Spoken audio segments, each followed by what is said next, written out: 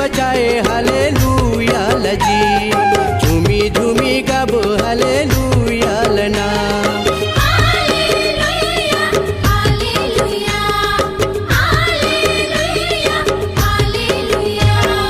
बड़े अभागिन पापी नारीला यीशु क्षमा कराए हालेलुया लजी। नाची नाची गाबो हालेलुया लरे।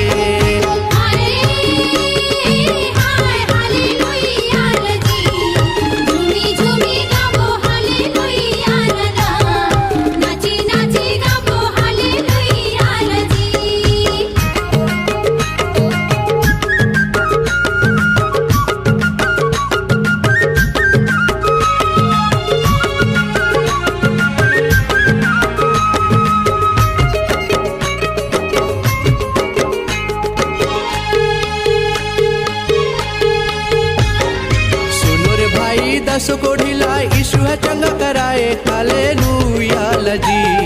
झूमी झूमी गाबो हालेलुया लना।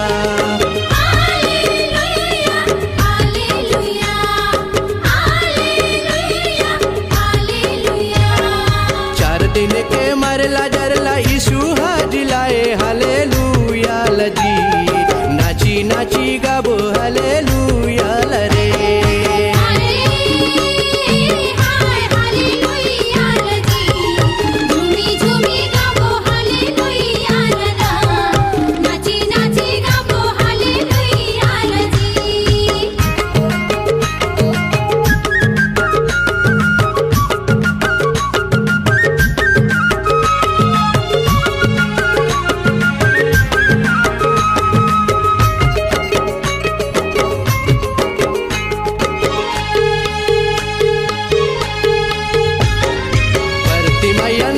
यीशु दुनियाला दिखाए हालेलुया लजी।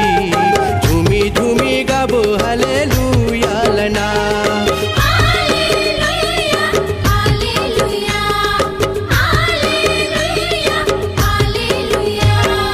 जन्म के लंगड़ा यीशु ये जग में चलाए हालेलुया लजी। नाची नाची गाबो हालेलुया लरे।